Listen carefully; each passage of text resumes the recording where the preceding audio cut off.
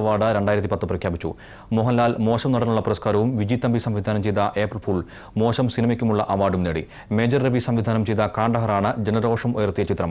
dualnews.com ആണ് അവാർഡുകൾ പ്രഖ്യാപിച്ചിരിക്കുന്നത്.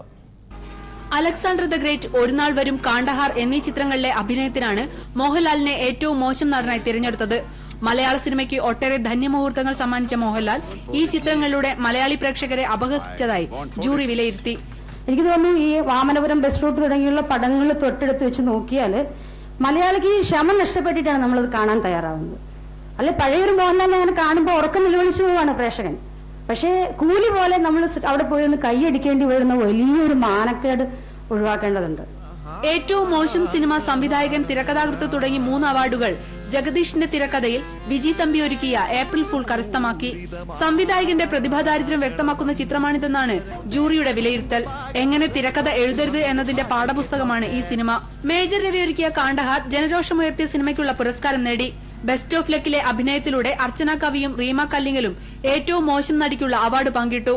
തസ്കര ലഹള, 3 Star സൗബീസ് എന്നീ ചിത്രങ്ങളിലെ പ്രകടനത്തിലൂടെ സുരാജ് വെഞ്ഞാറമൂട് ഹാസ്യ നടനുള്ള പുരസ്കാരം നേടി.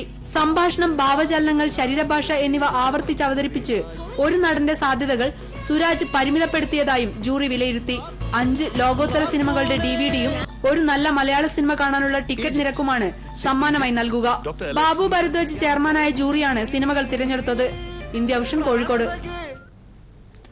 ആംബുലൻസ് ഡ്രൈവർ ജോലിക്കായി നിയമന ഉത്തരവ് കിട്ടിയിട്ടും ജോലിക്ക് കയറാനാവാതെ വിഷമിക്കുകയാണ് നിയമന ഉത്തരവ് കിട്ടിയവർ. കോഴിക്കോട് മെഡിക്കൽ കോളേജ് അധികൃതർ ആംബുലൻസ് ഏറ്റെടുക്കാത്തതിനാലാണ് ഇവർക്ക് ജോലിയിൽ പ്രവേശിക്കാൻ കഴിയാത്തത്.